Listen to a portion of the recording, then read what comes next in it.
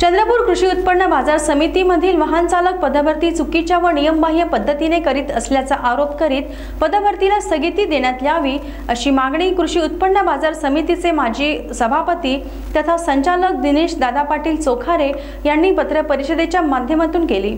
चंद्रपूर कृषी उत्पन्न बाजार समितीमध्ये वाहन चालक पदभरतीबाबत परीक्षा घेण्यासाठी कोणकोणत्या एजन्सीकडून भरती करण्यात येणार आहेत हा विषय कोणत्याच सभेमध्ये आलेला नाही आणि सभापती व सचिव यांनी परस्पर नियुक्तीपत्र दिले।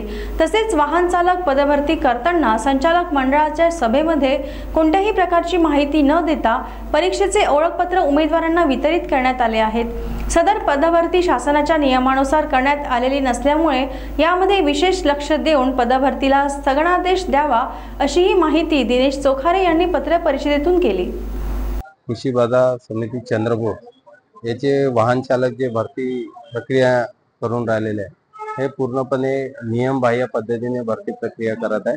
त्याच्यावरच आजची पत्रकार परिषद होती।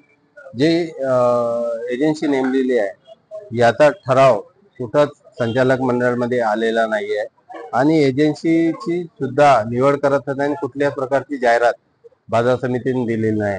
त्याच्या संदर्भात आम्ही DDR साहेब जेटीला सुद्धा या संदर्भात पत्र दिलेलं आहे, पण DDR साहेबाच्या माध्यमातून कुठलीच ऍक्शन अजूनपर्यंत बाजार समितीवर घेतली नाही। आमची आजची पत्रकार परिषद हेच आहे का मोठ्या प्रमाणात तिथं भ्रष्टाचार होत आहे आणि या भ्रष्टाचाराला कुठेतरी आळा घालण्यासाठी ही आजची आज पत्रकार परिषद आहे। त्यानुसार आमची मागणी आहे का हे भरती तात्काळ रद्द करून सदर प्रकाराची चौकशी झाली पाहिजे। त्या दृष्टिकोनातून आम्ही DDR साहेबांना पत्र दिलेले आहे।